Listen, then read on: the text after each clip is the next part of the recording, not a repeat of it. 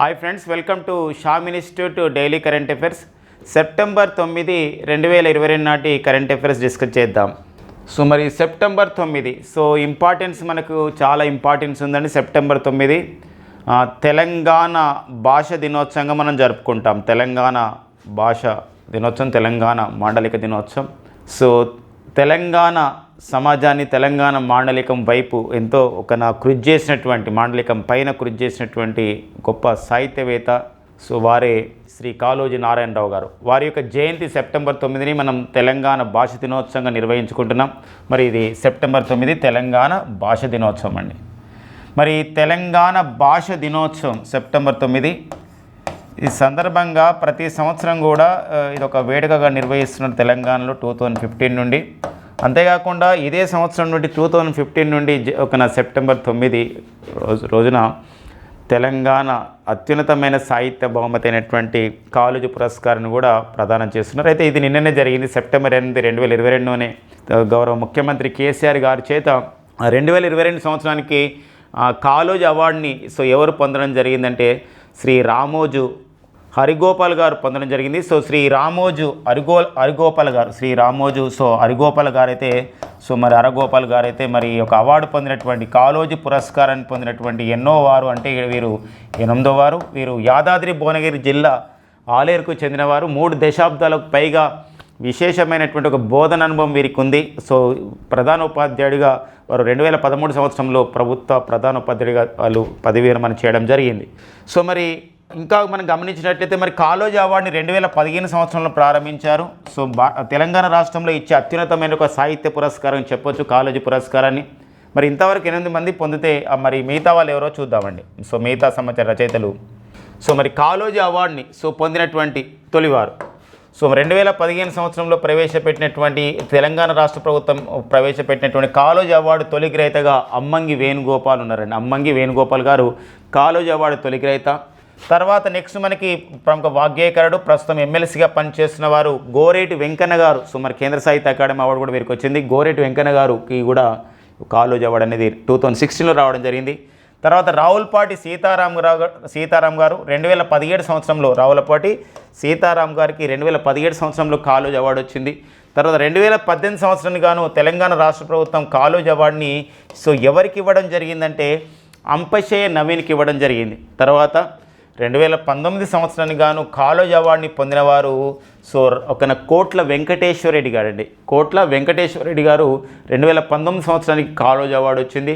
2020 సంవత్సరానికి కాళోజీ అవార్డు పొందినవారు రామా చంద్రమౌళి గారికి పొందారు. 2021 లాస్ట్ ఇయర్ అయితే కాళోజీ అవార్డు పొందిన వారు ఇక్కడ ఎవరంటే పెన్నా శివరామకృష్ణ గారు. అండ్ 2022 సంవత్సరానికి కాళోజీ అవార్డు పొందిన వారు వచ్చేసి ఎవరండి, వారు రామోజు హరిగోపాల్ గారు. మొత్తం ఇక్కడ 2015 సంవత్సరంలో ప్రవేశపెట్టినటువంటి తెలంగాణ అత్యున్నతమైన సాహిత్య పురస్కారం మరి కాళోజీ అవార్డుని ఇంతవరకు ఎంతమంది పొందారు అన్నప్పుడు ఇక్కడ 8 మంది పొందడం అనేది జరిగింది. కాళోజీ నారాయణరావు మరి ఎంతో స్ఫూర్తిదాయకమైనటువంటి సాహిత్యం ద్వారా అతను ఎంతో కృషి చేశారు తెలంగాణ సంబంధించినటువంటి భాషకి. మరి అతని యొక్క ఆత్మకథ వచ్చేసి ఇది నా గొడవ అనేది వారి యొక్క ఆత్మకథ. మరి కాళోజీ నారాయణరావు గారి జయంతినే ఈరోజు సెప్టెంబర్ 9 మనము తెలంగాణ భాష దినోత్సవంగా జరుపుకుంటున్నాం. మనకి తెలంగాణ ఆవిర్భావం జరిగిన తర్వాత తెలంగాణ రాష్ట్రం ప్రభుత్వం అయితే 2 దినోత్సవాలను ఘనంగా నిర్వహిస్తుంది. అంటే ప్రకటించిన నేపథ్యంలో ఒకటి ఏంటంటే జూలై 11 అది మనకి తెలంగాణ రాష్ట్ర ఇంజనీర్ల దినోత్సవం జరుపుకుంటాం. జూలై 11 షేర్ సంబంధించినటువంటి ఒక సంబంధించినటువంటి ఇంజనీర్ ఆలీ నవాబ్ జంగ్ బహదూర్ యొక్క జయంతిని మనం జూలై 11 తెలంగాణ రాష్ట్ర ఇంజనీర్ల దినోత్సవం జరుపుకుంటాం. మళ్ళీ సెప్టెంబర్ 9 అయితే మనము కాళోజీ నారాయణరావు గారి జయంతిని తెలంగాణ భాష దినోత్సవంగా నిర్వహిస్తామండి. ఇది మనకి సెప్టెంబర్ 9 యొక్క ప్రాముఖ్యత. ఇక నెక్స్ట్ వచ్చేసి మనకి సెప్టెంబర్ 8, 2022 ఒక గొప్ప కార్యక్రమానికి వేదికగా నిలిచింది న్యూఢిల్లీ. మనకి ఇక్కడ బ్రిటిష్ సంబంధించిన కాలంలో ఉన్నటువంటి అన్నీ కూడా ఏవైతే అక్కడ ఉన్నటువంటి ఏదైతే స్మృతి చిహ్నాలు ఉన్నాయో, స్మృతులు ఉన్నాయో బ్రిటిష్ వారి కాలంలో, బ్రిటిష్ వారు మనం పరిపాలించినటువంటి గత స్మృతులని చెరిపివేస్తూ ఇప్పుడు సంబంధించినటువంటి నూతన నామాలు అంటే న్యూ నేమ్స్ అనేది పెట్టుకోవడం జరుగుతుంది. ఒక రాష్ట్రపతి భవన్ నుండి ఇండియా గేట్ వరకు ఉన్నటువంటి రహదారిని మరి విస్తరించి దాన్ని రీనేమ్ చేయడం జరిగింది. ఒకప్పుడు రాజ్పథ్గా ఉండేది, గతంలో కింగ్స్వేగా ఉండేది. కింగ్ జార్జ్ 5 జ్ఞాపకార్థం అతని యొక్క విగ్రహం ఉండేది. ఇప్పుడు కింగ్స్వేని రాజ్పథ్గా మార్చి రాజ్పథ్ నుండి ఇప్పుడు కర్తవ్య మార్గ్గా పేరనేది అధికారికంగా మార్చడం జరిగింది. అంతేకాకుండా నూతన పార్లమెంటు భవనము నిర్మాణ విషయంలో ఏదైతే సెంట్రల్ విస్టా ఉంటుందో ఆ సెంట్రల్ విస్టాలో కొంచెం ఆధునికరించి సెంట్రల్ విస్టా అవెన్యూగా అక్కడ మార్పు చెందడం అనేది జరుగుతున్న నేపథ్యము నిన్న జరిగిందనమాట. ఈ నేపథ్యంలో అక్కడ ఇండియా గేట్ వెనకాల నేతాజీ విగ్రహాన్ని 28 అడుగుల నేతాజీ విగ్రహాన్ని భారత ప్రధాని నరేంద్ర మోడీ గారు ఆవిష్కరించడం అనేది జరిగిందనమాట. కాబట్టి ఇటీవల కాలంలో నేతాజీ విగ్రహాన్ని న్యూఢిల్లీలో ఎక్కడ ఆవిష్కరించారు భారత ప్రధాని నరేంద్ర మోడీ గారు అంటే అది ఇండియా గేట్ వెనకాల ఆవిష్కరించారు. మరి ఈ కార్యక్రమంలో కేంద్ర పట్టణాభివృద్ధి వ్యవహారాల శాఖ మంత్రి, పెట్రోలియం సహజవాయు శాఖ మంత్రి అయినటువంటి హర్దీప్ సింగ్ పురి, అంతేకాకుండా కేంద్ర పర్యాటక శాఖ మంత్రి అయినటువంటి శ్రీ జి కిషన్ రెడ్డి గారు కూడా ఇందులో పాల్గొనడం అనేది జరిగిందండి. మరో అంశం గమనించాల్సిన అవసరం మనకి ఇక్కడ ఉంటుందండి. ఇది నేతాజీ విగ్రహం అనేది ఆవిష్కరించే క్రమంలో ఒక ఇంపార్టెన్స్ మనకి ఇవ్వాలి. ఎందుకోసం అంటే నేతాజీ ఒక స్వాతంత్ర సమరయోధుడు, అంతేకాకుండా వీరు స్వాతంత్ర సంగ్రామంలో క్రియాశీలకమైన పాత్రని అనేది పోషించడం అనేది జరిగింది. అంతేకాకుండా మనం రీసెంట్గా కూడా డిస్కస్ చేశాం.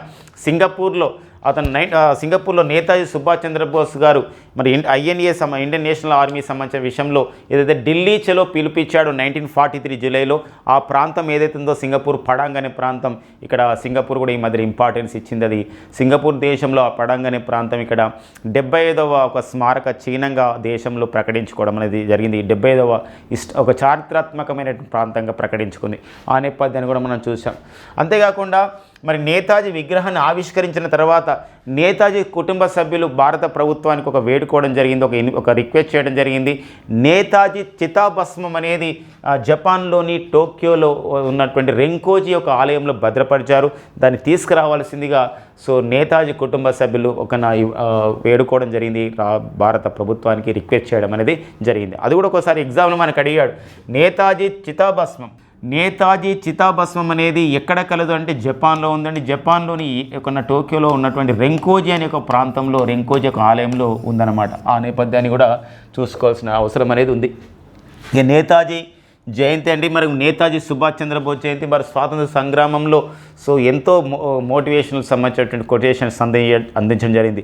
మీరు నాకు రక్తాన్ని ఇవ్వండి, నేను మీకు స్వాతంత్రాన్ని ఇస్తానని చెప్పేసి ఒక గొప్ప వ్యాఖ్యలు ఎంతో ఒక స్ఫూర్తినిచ్చాయి స్వాతంత్ర సంగ్రామంలో పాల్గొనడానికి. మరి అలాంటి నేతాజీ సుభాష్ చంద్రబోస్ జయంతిని జనవరి 23 మనం ఎలా నిర్వహించుకుంటున్నామంటే గతంలో అయితే దేశ్ ప్రేమ్ దివస్గా నిర్వహించుకునేవారు.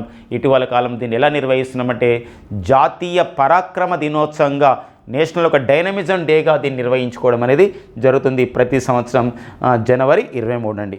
ఈ నేపథ్యం చూసుకోవాల్సిన అవసరం ఉంటుందండి. ఇక నెక్స్ట్ వచ్చేసి మనకి ఈరోజు మరో ఇంపార్టెన్స్ ఉందండి. ఇది ప్రపంచవ్యాప్తంగా నిర్వహిస్తున్నారు.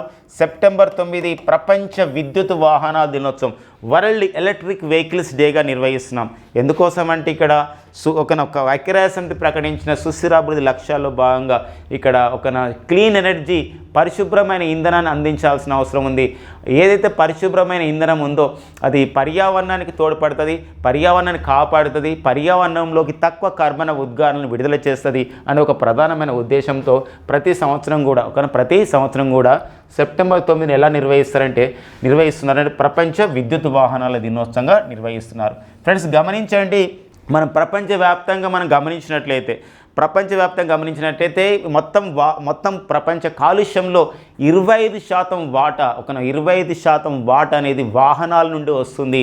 కాబట్టి ఆ 20% వాహనాల నుండే వస్తుంది. పర్టికులర్ గమనించినట్లయితే వారి యొక్క గాలి కాలుష్యం వస్తుంది, మరి వాహనాల నుండి వస్తుంది. అందులో మన 90% కూడా మనకి మన భారతదేశం కూడా మొత్తం కూడా వాహన కాలుష్యం అనేది 90% పైగా మనకి వాహనాల నుండి వస్తుంది. మరి మొత్తంలో చూసినట్లయితే మరి ఈ నేపథ్యంలో మన భారత ప్రభుత్వం అయితే ఫేమ్ ఇండియా అనే కార్యక్రమాన్ని రూపొందించిందండి. ఫేమ్ ఇండియా అనే కార్యక్రమం, ఈ ఫేమ్ ఇండియా కార్యక్రమం 2015లో రూపొందించారు.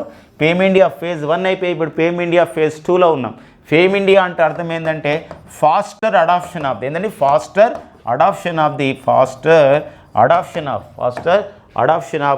Manufacturing electric vehicles in India అని చెప్పేసి అంటామండి. ఎలక్ట్రిక్ వెహికల్స్ ఇన్ ఇండియాగా పిలుస్తాం. ఈ కార్యక్రమం ద్వారా దేశంలో విద్యుత్ వాహనాల తయారీని ప్రోత్సహించడాన్ని జరుగుతూ ఉంది.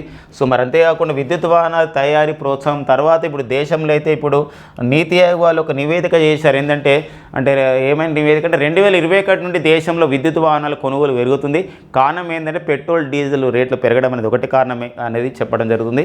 అంతేకాకుండా నీతి ఆయోగ్ వాళ్ళు చేసిన రిపోర్ట్ ప్రకారం అయితే 2030 నాటికైతే ఇప్పుడు ఉన్నటువంటి మొత్తం వాహనాల్లో 30% విద్యుత్ వాహనాలు ఉండే అవకాశం ఉందని చెప్పడం జరిగింది. అయితే మరి విద్యుత్ వాహనాలు పెరుగుతున్నప్పుడు మరి విద్యుత్ వాహనాలకి ఛార్జింగ్ స్టేషన్లు దేశంలో ప్రజెంట్ అయితే 1742 ఛార్జింగ్ స్టేషన్లు అవైలబుల్ ఉన్నాయి. రానున్న కాలంలో మరిన్ని ఛార్జింగ్ స్టేషన్ అంటే విద్యుత్ వాహనాన్ని ఛార్జింగ్ చేసుకోవడానికి ఆ ఛార్జింగ్ స్టేషన్లు పెంచబోతున్నారన్నమాట. అయితే ఇప్పుడైతే 1742 మాత్రం ఉన్నాయి. అంతేకాకుండా దేశంలో విద్యుత్ వాహనాల తయారీని మరింతగా ప్రోత్సహించడానికి ఈ విద్యుత్ వాహనాల తయారీకి ఒక ఊతమివ్వడానికి భారత ప్రభుత్వం 2020లో మనకు ఒక కార్యక్రమాన్ని నిర్వహిస్తుందండి. అది PLI స్కీమ్ అని చెప్పేసి అంటాం. మరి ఈ PLI స్కీమ్ అంటే ప్రొడక్షన్ లింక్డ్ ఇన్సెంటివ్స్ అని చెప్పేసి అంటామండి. అంటే ప్రొడక్షన్ లింక్డ్ ఇన్సెంటివ్స్ మరి ఉత్పత్తి ఆధారితకమైనటువంటి ఒక ప్రోత్సాహకాన్ని అందిస్తుంది. దీనికి మరి ఇప్పుడు కేటాయించినటువంటి మొత్తం ఎంత అంటే 18,100 కోట్లు కూడా కేటాయించడం అనేది జరిగిందండి. ఇది ప్రపంచ విద్యుత్ వాహనాల దినోత్సవం సెప్టెంబర్ 9 గురించి వచ్చినటువంటి వివరణ అండి. ఇక నెక్స్ట్ వచ్చేసి నీతి ఆయోగ్ వాళ్ళు national institution for the transform India వాళ్ళు ఇచ్చిన ఒక నివేదిక preserving progress on nutrition in India Poshan Abhiyan in pandemic times. అంటే ఈ యొక్క పాండమిక్ టైంలో కరోనా లాంటి మహమ్మారి సమయంలో కరోనా అనేది ఉధృతంగా ఉన్నప్పుడు మరి పోషణ్ అభియాన్ కార్యక్రమం అనేది ఎలా అమలైంది, పోషణ్ అభియాన్ కార్యక్రమం యొక్క ఉద్దేశం ఏంటంటే ఇక్కడ పర్టికులర్గా మనం గమనించి ఒక సంబంధించినటువంటి ఒక పోషకాలని లభ్యతని ప్రెగ్నెంట్ ఉమెన్కి గర్భిణీ స్త్రీలకి బాలింతలకి వీళ్ళందరూ కూడా చిన్నపిల్లలకు కూడా మంచి పోషకాలు అందించాలనే ఉద్దేశంతోనే 2018 సంవత్సరంలో కేంద్ర ప్రభుత్వం తీసుకొచ్చిన ఒక కార్యక్రమమే పోషణ్ అభియాన్. మరి preserving progress on nutrition in India అంటే ఏంటంటే న్యూట్రిషన్ అందజేయడంలో మరి ఈ పోషణ్ అభియాన్ కార్యక్రమం ఈ పాండమిక్ టైంలో మన దేశంలో ఎలా యూటిలైజ్ అయ్యింది ఈ కార్యక్రమం ఒక నివేదిక తీసుకురావడం జరిగింది నీతి ఆయోగ్ వాళ్ళు. ఈ నీతి ఆయోగ్ వాళ్ళు విడుదల చేసిన ఈ నివేదికలో భారతదేశంలో పోషణ్ అభియాన్ కార్యక్రమం అమలులో మొదటి 3 స్థానాల్లో నిలిచినటువంటి రాష్ట్రాలు ఏవంటే మహారాష్ట్ర మొదటి స్థానం ఉండగా ఆంధ్రప్రదేశ్ 2వ స్థానం ఉంది, గుజరాత్ 3వ స్థానం ఉందండి. అలా మరి కేంద్రపాలిత ప్రాంతాల్లో అయితే దాద్రా నగర్ హవేలీ డామన్ డయ్యూలు మొదటి ప్లేస్లో ఉన్నాయి. మరి పోషణ్ అభియాన్ కార్యక్రమం అమలులో చివరి స్థానంలో ఉన్నవి పంజాబ్ మరియు బీహార్ రాష్ట్రాలండి. సో వెరీ వెరీ ఇంపార్టెంట్ విషయం అండి, నీతి ఆయోగ్ సంబంధించిన విషయం. ఎందుకోసం అంటే ఈ నెల ఈ యొక్క సంబంధించినటువంటి పోషణ మాసంగా కేంద్ర ప్రభుత్వం అయితే సెప్టెంబర్ నెల మొత్తం కూడా పోషణ మాసంగా నిర్వహిస్తుంది. అంతేకాకుండా సెప్టెంబర్లో మొదటి వారాన్ని అయితే పోషణ వారోత్సవంగా నిర్వహిస్తుంది. ఆ నేపథ్యంలో ఈ రిపోర్ట్కి ఎంతో ఇంపార్టెన్స్ అనేది ఇవ్వాల్సిన అవసరం అనేది ఉంటుందండి. నీతి ఆయోగ్ ఇచ్చినటువంటి రిపోర్ట్. సో మరి ఎన్నోసార్లు డిస్కస్ చేసాం. నీతి ఆయోగ్ అనేది భారత ప్రణాళిక సంఘ స్థానంలో ఏర్పాటు చేయబడింది. ఇది ఒక రాజ్యాంగేతర సంస్థ. It is a non constitution body. 2015 జనవరి 1 ఏర్పాటు చేయబడింది. నీతి ఆయోగ్ చైర్మన్గా ఇటీవల కాలంలో రాజీవ్ కుమార్ స్థానంలో నీతి ఆయోగ్ డిప్యూటీ చైర్మన్గా ఇటీవల కాలంలో రాజీవ్ కుమార్ స్థానంలో వచ్చిన వారు సుమన్ బెర్రీ. నీతి ఆయోగ్కి చీఫ్ ఎగ్జిక్యూటివ్ ఆఫీసర్గా ఇటీవల నియమితులైన వారు పరమేశ్వరన్ అయ్యర్ అండి. ఎవరండి? పరమేశ్వరన్ అయ్యర్ అనేవారు నీతి ఆయోగ్కి ఇటీవల డిప్యూటీ చీఫ్ ఎగ్జిక్యూటివ్ ఆఫీసర్గా నియమితులు కావడం జరిగిందండి. సువెల్లా బ్రేవర్మాన్ ప్రత్యేకత ఎవరు అంటే వీరు భారత సంతతికి చెందినవారు. ఇప్పుడు బ్రిటన్ దేశ హోమ్ సెక్రటరీగా నియమితులు కావడం జరిగింది. ఫ్రెండ్స్ గమనించండి, మన దగ్గర అయితే కేంద్ర మంత్రులు యూనియన్ మినిస్టర్స్ అంటాం. వేరేజ్ ఇన్ యునైటెడ్ కింగ్డమ్లో బ్రిటన్లో అయితే మనం హోమ్ సెక్రటరీ అని చెప్పేసి అంటామండి. కాబట్టి ఇటీవల కాలంలో బ్రిటన్కి లేదా యునైటెడ్ కింగ్డమ్కి హోమ్ సెక్రటరీగా నియమితులైన భారత సంతతి వ్యక్తి ఎవరు అన్నప్పుడు వారే సువెల్లా బ్రెవర్మన్. వీరిని ఎవరు నియమించడం జరిగిందంటే లిజ్ ట్రస్ నియమించింది. లిజ్ ట్రస్ ఎవరంటే ఇక్కడ బ్రిటన్కి ఈమె రీసెంట్గా ప్రధానమంత్రి అయింది. బ్రిటన్కి 3వ మహిళా ప్రధానమంత్రిగా లిజ్ ట్రస్ గుర్తించబడ్డారు. సో మార్గరెట్ థాచర్ తర్వాత తెరీసా మే తర్వాత ఈ ఘనతను సాధించిన 3వ మహిళ లిజ్ ట్రస్. బ్రిటన్ మొత్తం మీద 56వ ప్రధానమంత్రి, బ్రిటన్కు 3వ మహిళా ప్రధానమంత్రి అయినటువంటి వీరు. సో బ్రిటన్కి హోంశాఖ మంత్రిగా లేదా హోమ్ సెక్రటరీగా భారత సంతతికి చెందినటువంటి సువెల్లా బ్రెవర్మాన్ని నియమించడం అనేది జరిగిందండి. ఇక నెక్స్ట్ వచ్చేసి భారత్ జోడో యాత్ర 2024 సంవత్సరంలో రానున్నటువంటి ఈ లోకసభ ఎన్నికలను దృష్టిలో పెట్టుకొని సో ప్రతిపక్ష నాయకుడైనటువంటి కాంగ్రెస్ పార్టీకి చెందిన రాహుల్ గాంధీ గారు ప్రారంభించినటువంటి ఒక యాత్రనే సో భారత్ జోడో యాత్ర సెప్టెంబర్ 7, 2022లో కన్యాకుమారిలో ప్రారంభమైంది. ఇది 12 రాష్ట్రాల గుండా జమ్మూ కాశ్మీర్ వరకు ఆ విధంగా 3500 కిలోమీటర్లు 150 రోజుల పాటు జరిగే యాత్రనే భారత్ జోడో యాత్ర. ఇది మనకి ఇక్కడ కాంపిటేటివ్ పరంగా ఒక్కోసారి రాజకీయ అంశాలు అడుగుతున్నాడు కాబట్టి భారత జోడో యాత్ర ఎప్పుడు ప్రారంభించారు, ఎన్ని రాష్ట్రాల గుండా వెళ్తుంది, ఎన్ని కిలోమీటర్లు అండ్ ఎన్ని రోజులు అనేది ఇక్కడ ఇంపార్టెంట్ అండి. ఓకేనా, సెప్టెంబర్ 7, 2022 ఎక్కడ ప్రారంభించారంటే కన్యాకుమారిలో. ఇది ఎక్కడ ఎండ్ కాబోతుంది 150 రోజుల తర్వాత అంటే ఇది జమ్మూ కాశ్మీర్లో ఎండ్ కాబోతుంది. మరి ఎన్ని రాష్ట్రాలు గుండా అంటే 12 రాష్ట్రాలు గుండా, ఎన్ని వేల కిలోమీటర్లు అంటే 3500 కిలోమీటర్లు అండి 150 రోజుల పాటు. సంజయ్ కుమార్ శర్మ సో మనకి కెనడాలో భారత రాయబారిగా భారత నూతన రాయబారిగా సో ఎవరు కావడం జరిగిందంటే IFS ఆఫీసర్ అయినటువంటి సంజయ్ కుమార్ శర్మ. ఒక్కోసారి మనకి ఇక్కడ ఈ అంబాసిడర్స్ పైన కూడా అడుగుతున్న సందర్భం ఉంటుంది కాబట్టి సంజయ్ కుమార్ వర్మ ఇటీవల కాలంలో ఏ దేశ భారత రాయబారిగా నియమితులు కావడం జరిగిందంటే కెనడా దేశ రాయబారిగా నియమితులు కావడం జరిగింది. ఇక నెక్స్ట్ వచ్చేసి భారతదేశంలో first of its kind programme అంటే ఏంటా first of its kind programme అంటే సో మనకి ఇప్పుడు Mahatma Gandhi national rural employment guarantee scheme అనేది ఉంది. ఇదైతే మనకి గ్రామీణ ప్రాంతాలు అమలు చేస్తారు. మనకి 100 రోజులు లేదా కరువు పీడిత రాష్ట్రాలు 150 రోజుల పాటు పని దినాలను కల్పిస్తున్నారు. ఇది మహాత్మా గాంధీ జాతీయ గ్రామీణ ఉపాధి హామీ పథకం. అయితే మరి ఇది మహాత్మా గాంధీ జాతీయ గ్రామీణ ఉపాధి పథకం గ్రామీణ ప్రాంతాలను అమలు చేస్తున్నారు. అయితే ఫస్ట్ టైం భారతదేశంలో పట్టణ ప్రాంతాల్లో ఇలా ఉపాధి హామీ పథకాన్ని ప్రారంభిస్తున్న రాష్ట్రం ఈరోజు ప్రారంభిస్తుంది సెప్టెంబర్ 9, 2022. అది ఏ రాష్ట్రం అంటే రాజస్థాన్. దాని పేరేంటంటే ఆ కార్యక్రమం పేరు ఇందిరాగాంధీ షహరీ రోజ్గార్ గ్యారంటీ యోజన. షహరీ అంటే ఇక్కడ ఏంటంటే షహర్ అంటే ఇక్కడ హిందీలో మనకు పట్టణాలు అని అర్థం వస్తుంది. షహరీ రోజ్గార్ గ్యారంటీ యోజన ఖచ్చితంగా మేము ఉపాధి ఇస్తామనేది. అంటే 100 రోజుల పాటు అంటే పట్టణ ప్రాంతాల్లో పేదలు ఎవరైతే ఉన్నారో వాళ్ళకి పనితో కూడినటువంటి అంటే వేతనంతో కూడినటువంటి ఒక పని అంటే పనితో కూడిన ఒక వేతనం ఇస్తూ వాళ్ళకి ఒక 100 రోజుల పాటు కల్పిస్తారు. ఇది సెప్టెంబర్ 9, 2022 రాజస్థాన్లో ప్రారంభిస్తున్నారు. దీనికి ఆల్రెడీ రాజస్థాన్ ప్రభుత్వం 800 కోట్లను కేటాయించడం అనేది జరిగింది. ఫస్ట్ ఆఫ్ ఇట్స్ కైండ్ కాబట్టి ఈ క్రింది ఏ రాష్ట్రంలో పట్టణ ప్రాంతాల్లో పేదరిక నిర్మూలన గురించి అందరికి ఉపాధి ఇవ్వాలనే ఉద్దేశంతో పట్టణ పేదలకి ఒక ఉపాధి హామీ పథకాన్ని ప్రారంభించిన తొలి రాష్ట్రం రాజస్థాన్. దానికి ఏమని పేరు పెట్టడం జరిగిందంటే ఇందిరాగాంధీ షహర్ రోజ్గార్ గ్యారంటీ యోజన అని పేరు పెట్టడం జరిగిందండి. ఇక నెక్స్ట్ వచ్చేసి జస్టిస్ ఎం దురైస్వామి అండి.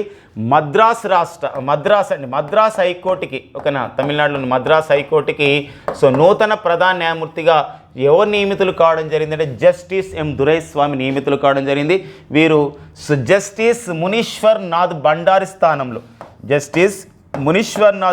స్థానంలో మద్రాస్ హైకోర్టుకు నూతన ప్రధాన న్యాయమూర్తిగా నియమితులైన వారు జస్టిస్ ఎం దురైస్వామి అండి. మనకి ఇక్కడ వార్తల్లో వ్యక్తులుగా ఈ పాయింట్ మనకి ఇంపార్టెంట్ అండి. ఇక నెక్స్ట్ వచ్చేసి మనకి ఒడిషాలోని తీర ప్రాంతంలో ఉన్నటువంటి బాలాసోర్ జిల్లా చాందీపూర్లో ఉన్నటువంటి డాక్టర్ APJ అబ్దుల్ కలాం దీవుల నుండి సో మరి భారత సైన్యం మరి DRDO వాళ్ళు సంయుక్తంగా ఒక క్షిపణిని ప్రయోగించడం జరిగింది. 30 కిలోమీటర్ల లక్ష్య పరిధి గల QRSAM అనే మిజైల్ని విజయవంతంగా పరీక్షించడం అనేది జరిగింది. మరి QRSAM అనగా quick reaction surface to air missile అని చెప్పేసి అంటాం. సర్ఫేస్ టు ఎయిర్ మిజైల్ అనగా ఉపరితలం నుండి గగనతలం లక్ష్యాలను ఛేదించే మిజైలే సర్ఫేస్ టు ఎయిర్ మిజైల్. మరి 30 కిలోమీటర్ల లక్ష్యాన్ని ఆ విధంగా ఇది సాధిస్తుంది. ఇది DRDO మరి భారత సైన్యం సంయుక్తంగా ఈ ప్రయోగం అనేది చేయడం జరిగింది. ఒక ఇంపార్టెంట్ విషయం అండి. మరి DRDO defence research development organisation 1958లో ఏర్పాటు చేయబడింది. DRDOకి అయితే ప్రజెంట్ చైర్మన్గా పనిచేస్తున్న వారైతే సమీర్ వి కామత్ అనేవారు DRDOకి నూతన చైర్మన్గా సతీష్ రెడ్డి గారి స్థానంలో నియమితులు కావడం జరిగిందండి. క్వీన్ ఎలిజబెత్ సుదీర్ఘకాలం పాటు ఇంగ్లాండ్ రాణిగా సేవలందించారు క్వీన్ ఎలిజబెత్ II. ఫిబ్రవరి 6, 1952 నుండి నిన్నటి వరకు అంటే 8 సెప్టెంబర్ 2022 వరకు అంటే సుమారు 70 సంవత్సరాల 214 రోజులు వీరు ఇంగ్లాండ్ రాణిగా 14 దేశాలకు రాణిగా కూడా వీరు వ్యవహరించడం జరిగింది. మరి వీరు నిన్న మరణించడం జరిగింది క్వీన్ ఎలిజబెత్ II. వీరైతే ఏప్రిల్ 21, 1926 లండన్లోని బ్రుటన్ స్ట్రీట్లో వీరు జన్మించారు. 8 సెప్టెంబర్ అనే నిన్న 2022 వీరు స్కాట్లాండ్లోని అంటే యునైటెడ్ కింగ్డమ్ చెందినటువంటి ప్రాంతంలో బల్మరోల్ క్యాజిల్లో వీరు మరణించడం అనేది జరిగింది. సో క్వీన్ ఎలిజబెత్ II అండి. సో మనకి ఇక్కడ వీరు ఇంగ్లాండ్ రాణిగా గుర్తింపు పొందడం అనేది జరిగింది. ఇక నెక్స్ట్ వచ్చేసి మనకి జూరిచ్ డైమండ్ లీగ్ అండి. ఇది స్విట్జర్లాండ్లో జరిగినటువంటి ఒక పోటీ. ఇందులో నీరజ్ చోప్రా మన భారత అథ్లెటిక్ క్రీడాకారుడు, ఒలింపిక్ క్రీడలో స్వర్ణ పతక విజేత అయినటువంటి నీరజ్ చోప్రా ఇందులో పాల్గొనడం జరిగింది. ఫస్ట్ టైం ఇతను స్వర్ణ పతకం సాధించడం జరిగింది. ఇందులోనే జూరిచ్ డైమండ్ లీగ్లో స్వర్ణ పతకం సాధించాడు నీరజ్ చోప్రా. 88.44 మీటర్లు ఈ యొక్క జావలిన్ త్రో విభాగంలో జావలిన్లో వీరు ఆ విధంగా స్వర్ణ పతకం సాధించారు. ఇటీవల కాలంలో 88.44 మీటర్లు విసిరి నీరజ్ చోప్రా ఈ క్రింది ఏ టోర్నమెంట్లో స్వర్ణ పతకం సాధించాడంటే జావలిన్ త్రోల విభాగంలో అంటే జూరిచ్ డైమండ్ లీగ్. ఇది ఎక్కడ జరిగిందంటే స్విట్జర్లాండ్. ఇక మరో అంశం అండి, దుబాయ్లో జరిగినటువంటి చెస్ టోర్నమెంట్ 22వ దుబాయ్ ఓపెన్ చెస్ టోర్నమెంట్ 2022 విజేతగా మన భారత చెస్ క్రీడాకారుడు అయినటువంటి అరవింద చిదంబరం గెలవడం జరిగింది. కాబట్టి అరవింద చిదంబరం అనేవారు ఏ క్రీడకు చెందినవారంటే చెస్, వీరు ఏ టోర్నమెంట్ గెలిచారు ఈ చెస్ క్రీడాకారుడు మన భారతీయుడు అంటే 22వ దుబాయ్ ఓపెన్ చెస్ టోర్నమెంట్ని గెలవడం జరిగిందండి. ఇవి స్పోర్ట్స్ సబ్జెక్ట్లో ఇంపార్టెంట్ అండి. ఫ్రెండ్స్ ఇవ్వండి మనకి సెప్టెంబర్ 9, 2022 ఉన్న ముఖ్యమైన ఎగ్జామ్ ఓరియంటెడ్ ఇన్ఫర్మేషన్ అండి. Thank you friends and all the best.